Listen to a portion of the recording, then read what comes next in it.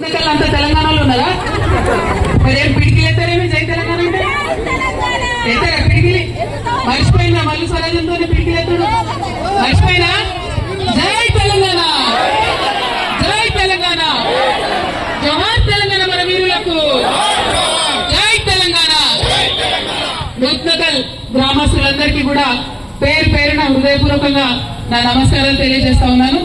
మరి ఇక్కడికి నన్ను దగ్గరుండి తీసుకొని వచ్చినటువంటి తెలంగాణ జాగృతి రాష్ట్ర నాయకులు ఇస్మాయిల్ గారు, మరి అట్లానే మా సూర్యాపేట జిల్లా అధ్యక్షురాలు గౌరవనీయులు కృష్ణవేణి గారు, మరి ఈ ప్రాంతం నుండి తెలంగాణ ఉద్యమంలో కీలకంగా పనిచేసినటువంటి దుగ్గేల రవీంద్రరావు గారు, అట్లానే జాగృతి రాష్ట్ర నాయకులు, మరి అందరికన్నా ముఖ్యంగా మా ఆడబిడ్డలకు మా యువ మిత్రులకు పేరు పేరున హృదయపూర్వకంగా ఉద్యమాభివందనాలు తెలియజేస్తా ఉన్నాను. మరి పొద్దున్న నుండి మేము తెలంగాణ జాగృతి జనంబాట కార్యక్రమంలో భాగంగా సూర్యాపేట జిల్లాలో తుంగతుర్తి నుండే మరి ప్రారంభమై తిరుగుతా ఉన్నాం.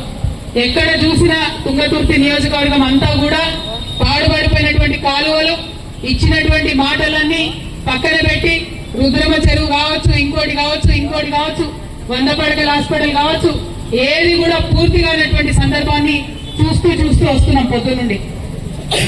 విచిత్రం ఏంటంటే 100 పడకల హాస్పిటల్ 2018లో మాట ఇచ్చారు, పూర్తి చేస్తాం, కడతామని చెప్పి. ఒకసారి ఒక మంత్రి గారు వచ్చి శంకుస్థాపన చేసిపోయినారు. మళ్ళా ప్రభుత్వం మారినాక ఇంకో ఎమ్మెల్యే గారు వచ్చి ఆయన శంకుస్థాపన చేసినాడు. కానీ 2 సంవత్సరాలు అయిపోయింది, అంతకుముందు 4 సంవత్సరాలు అయిపోయింది, ఇంకా కూడా ఆసుపత్రి కడతానే ఉన్నటువంటి సందర్భం ఉన్నది. మరి నేను డాక్టర్ని అడిగినా, ఎంతమంది వస్తారు, పేషెంట్లు లేరా, ఇక్కడ తక్కువ ఉన్నారా అని. ఆయన చెప్పింది ఒకటే ఒక మాట, ఈ తుంగతుర్తిలో ఉన్న 30 పడకల హాస్పిటల్ కి చుట్టుపక్కల 6 మండలాల్లో ఉన్నటువంటి 3.5 లక్షల మంది ప్రజలు వచ్చిపోతున్నారు, చాలా దారుణమైన పరిస్థితి ఉందని చెప్తున్నారు. నేను మాట్లాడేది ఒకటే, పేద ప్రజల పక్షాన మరి 3.5 లక్షల మందికి చూసే హాస్పిటల్లో ఇవాళ నెలకు 2 డెలివరీలు అవుతున్నాయి. ఎందుకోసం? హాస్పిటల్ పనిచేస్తలేదని ప్రజలకు తెలిసిపోయింది. కాబట్టి అందరూ కూడా ప్రైవేట్ హాస్పిటల్ కి వెళ్తున్నటువంటి సందర్భం. ఎందుకు ఈ మాట చెప్తున్నా అంటే, పేద ప్రజల కోసం పనికి రావాల్సినటువంటి ప్రభుత్వాలు, పేద ప్రజలను ఆదుకోవాల్సినటువంటి ప్రభుత్వాలు మరి లేట్ మీద లేట్ చేసుకుంటూ పోతున్నారు. ఏముంటాయన్నా ముఖ్యమైన మనకు? ఒకటి చదువు, విద్య, ఇంకోటి వైద్యం. ఈ 2 కదా ప్రధానం. వైద్యం విషయంలో కాంట్రాక్టర్ అడిగిన ఆండే ఉన్నాడు, ఏమైనా కడతలేవు, 18 నెలల కట్టాలంటే బిల్లు రాక 6 నెలలు అయింది, మేము కట్టే పరిస్థితి లేదని ఆయన చెప్తున్నాడు. మరి ప్రభుత్వం వైద్యం మీద పెట్టకుండా, విద్య మీద పెట్టకుండా దేని మీద పెడుతుంది డబ్బులనేది అర్థం కానటువంటి పరిస్థితి. అంతేకాకుండా మనకిచ్చిన మాటలు, మీకు ఎన్ని మాటలు ఇచ్చారు ఈ ప్రభుత్వం వచ్చిన తర్వాత? పెన్షన్ పెంచుతామన్నారు, ఫ్రీ కరెంట్ ఇస్తామన్నారు, ఫ్రీ గ్యాస్ ఇస్తామన్నారు. వస్తుందా ఎవరికన్నా?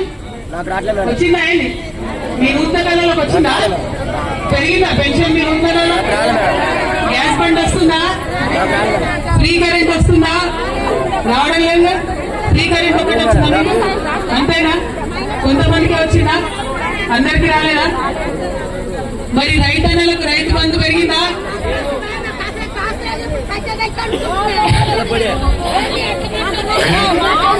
మనము పీటీలెత్తి కొట్లాడతలేం కాబట్టి మర్చిపోతుంది. ఇవాళ మేము జాగృతి నుండి అదే కార్యక్రమం పెట్టుకున్నాం. ఇప్పుడేం ఓట్లు లేవు కదా, నేనేం ఓట్లు అడగడానికి రాలేదు కదా.